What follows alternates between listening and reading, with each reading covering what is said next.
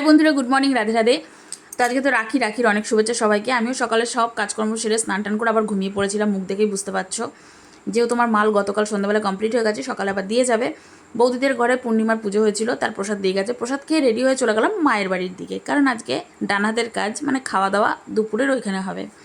গিয়ে দেখছি সোনাই খেতে বসে পড়েছে, আর মা দেখো সব তরকারি বাটিতে ভাগ ভাগ করে রেখেছে। এখানে মাংস হয়েছে, আর কি কি হয়েছে সে তো পরে বলবো। ইলিশ মাছটা এখনও অপেক্ষা করছে, কিছুটা গেছে আর কিছুটা অপেক্ষা করছে করাই যাবে বলে। সোনাইয়ের জন্য ওর মামায় আইসক্রিম নিয়ে চলে আসলো, ও খাচ্ছে। আর এখানে আমাদের দুই রুগী, এদের পেট দম ধরে আছে, রাস্তায় কি খেয়েছিল সকালে তার জন্য। চলো এবার দেখিয়ে দিই রাখি পরার পর্ব। সোনাইয়ের দুই দিদুর কাছ থেকে রাখি পরে নিল। শুধু রাখিও না, রাখির গিফট পেয়েছে, গিফটটা পরেই দেখাবো।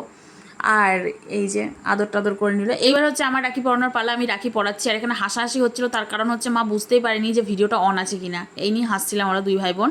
আর বছরে এক আধবার ভাইদের প্রণাম পাওয়া যায়, তাই যখনই ওরা প্রণাম করে দেখো একবার মাথা ঠুকে প্রণাম করে।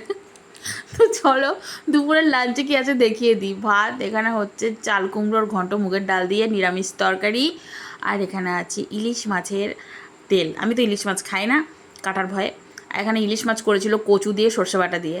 তো প্রথমে এই যে ইলিশ মাছের তেল নিয়ে নিলাম, আমি ইলিশ মাছ টাছ কিচ্ছু নিয়ে নিই। ইলিশ মাছের তেলটা দিয়ে তো ভালো করে ভাতটা মাখিয়েছি, সেই লোভটা ভাই ছাড়তে পারেনি। এই যে দেখো আমার কাছ থেকে নিয়ে খেয়ে নিল। তারপরে চলে এসছে আমাদের লাল লাল চিকেনের ঝোল, ব্যাস ঢেলে নিলাম পাতে, খেয়ে নিলাম। এই দিলাম সারলাম, টাটা।